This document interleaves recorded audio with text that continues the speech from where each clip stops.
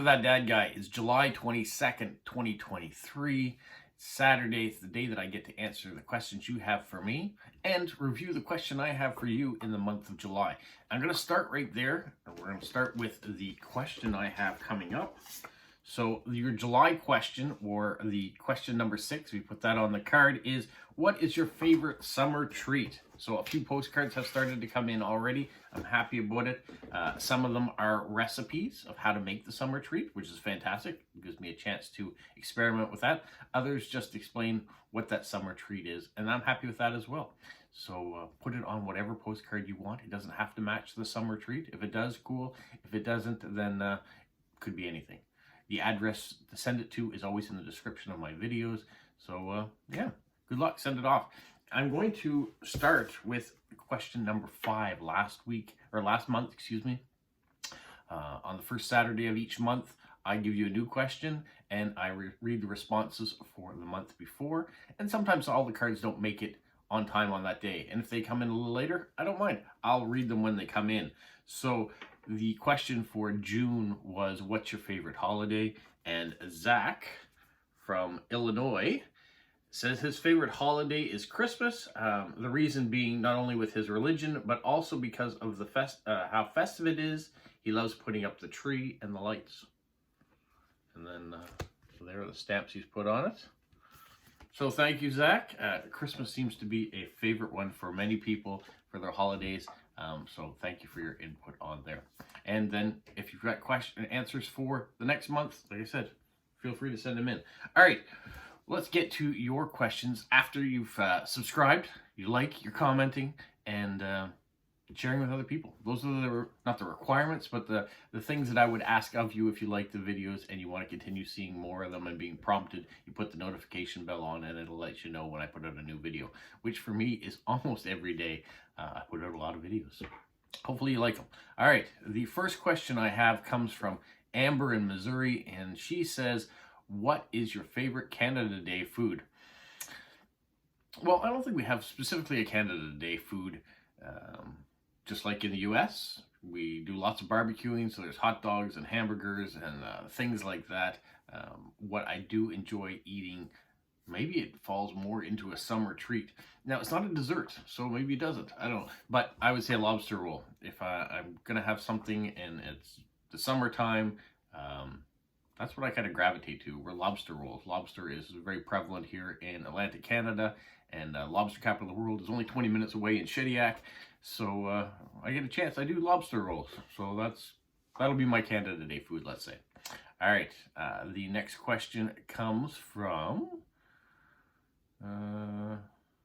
looks like it comes from Mail Art Lover in Chile. And she says, if you were traveling to another country or countries, would you send yourself a postcard, and why? Have a great weekend. If I'm traveling, I'm not sending myself a postcard. The reason for that is I'm not really a postcard collector. So if I'm traveling somewhere, I have the memory of traveling there. What I will do is I will buy postcards and then be able to send them off to all my friends that pen pal with me, or postcrossers. I pull the addresses that they go along with. You know, maybe I'm traveling to a country and they have beautiful churches. Maybe I get some church postcards. Lots of people collect church postcards, so it'd be ideal for that. Or if I find black and white ones, or that's what I'm going to do when I travel. Even when I don't leave the country and I stay within my own country, if I go to a different region, I'm looking for postcards that I can share with other people. So that's kind of my passion. I enjoy getting postcards and seeing them from other people, but I never am looking to collect a certain thing. So like Thousand Shun postcards, love them, love getting them. I'm not really a collector of them, so I don't need all of that. I wouldn't want that to be every postcard I ever got, or Moomin postcards, or artist postcards. I want an eclectic amount coming in. I want the stories that go with them, the beautiful stamps that are on them. Those are all the things that I'm looking for. So if I've gone to a destination, I've had the experience of traveling there, I'm not sending a postcard to myself as a reminder for it. Luckily, my brain is still functioning to the most part, and I can remember being there, or have the images that I take of pictures or videos that I might even make a video, so then it would be there on YouTube for me to remember. All right, that's that one. Thank you, Mail Art Lover. The next question comes from ABQ Bobcat, and he says he has, as of July 18th, he has 98 sent postcards and 10 postcards traveling and 6 that have expired. How often do your official postcards end up expiring? Is my count unusual or normal? And I would say your count is perfectly normal. I pull up mine right now. It shows that I'm allowed to send 17 postcards. I currently have 6 that have expired. The one that has expired most recently was 62 days. It was traveling to China. And let me just click on this one real quick.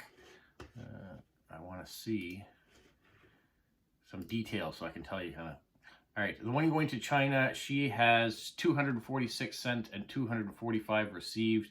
So most likely, if she gets the card, she will register it at some point in time. I'm not worried. The ones I find, like, of the 6 that I have that have expired, 3 of them are to China, 1 to India, 1 to Germany, and 1 to the United States. So the 3 to China, I have also found too that if you're sending, I write mine out with the English address on it. You might get to a part of China where the post office clerk, mail person, does not understand English. So if you haven't sent it with the Mandarin or Cantonese address on it, they might not know where it's supposed to go. So it can get lost that way. My best advice for those, and it may be advice that I've got to start doing soon too, is you can take a picture of the Cantonese or Mandarin address to go to China and cut it out and paste it on the postcard, and then that way when it arrives in its country of destination, then the local post office clerks will probably have an easier time of making sure it gets to where it needs to go. So that's my advice for those. As for the other ones like Germany and India, both of those should have gotten to where they needed to go. The one going to India, she's an avid postcrosser, over 1,700 received, so it may have gotten damaged along the way and not been able to reach its destination. I don't know what happened to that one. Same with the one to Germany. The one to Germany, they've got over 7,500 sent and received, so another avid postcrosser. If it gets to them, I know that they would have registered it. The last one I had that was really strange was one that was going to the United States. They've sent 8 and received 2, so maybe they got lost interest in postcrossing, and so the postcard maybe arrived to them, but they never registered it. I don't know. It's been 286 days to get to the United States. Yeah, that one's either lost, never will make its destination, or the person who received it didn't bother to register it. So for me, sending them is just sending them. I write the message I want to send to the person. I try to pick up the perfect card for them, put nice stamps on it if that's what they request, put washi and stickers to decorate them. And then where it goes after that, I don't know. Maybe the mail carrier gets to enjoy it for a while. Maybe it ends up in the wrong country and someone else there enjoy it. I'm hoping that people enjoy it wherever it goes, and that if it gets to its destination, great. There's no real disadvantage for an expiring card on our end, because after it expires, it gets released as another card we get to send. So it's almost like it's been registered along the way. So yeah, that's postcrossing for you. So your experience in postcrossing is not any different than anyone else's. We hope that the cards get to where they are supposed to go in a timely manner, but if they don't, they don't, unfortunately. Okay, the last question I have comes from Great Stamp Adventure in New Zealand. And she says, skip over all this, just messages. I says, in case it's not been asked before, she'll ask it again. She says, where were you born? Are you a Canadian born and bred? I was born here in Moncton, New Brunswick. I'm the only one of my family that was born in Moncton, New Brunswick. My parents moved here a few months before I was born. My siblings are from Nova Scotia. That's where they were before my parents moved up to here. They were down in Halifax, Nova Scotia. My father is from England, as you may or may not know. My mother was born in Saskatchewan, Canada, but raised in Nova Scotia. And so, yeah, I am the only official New Brunswicker in my end of the family. Now, both my kids and my wife are all from Moncton. Well, not true. My daughter was born in British Columbia, so she's not New Brunswicker born, but she was raised here in New Brunswick. What else? Yeah, so those are those. I was born here, I was raised here, but I often say there are 3 different types of Maritimers. There are the Maritimers that have been here and have never left. There are Maritimers that have left and come back. And there are people that have come from away and now call Maritimes home. I'm not sure what that has to do with the question, but I don't know. It just came to my head. So that's what it is. Maybe I'll use that somewhere else. Okay, that's it. Yeah, those are all the questions I have this week. So make sure if you have some questions, leave them in the comments of this video, and then I will answer them next week. And next week is the last Saturday in July. So I will answer your questions next week. And then the week after that, I'm going to be reading the postcards that I've received about answering the question on what your favorite summer treat is. So there we go. I hope you have a great Saturday. Hopefully, wherever you are, you're doing well. I know, just on a note, in Nova Scotia, they've had it's been a horrible summer for them. They've had wildfires at the start of the summer.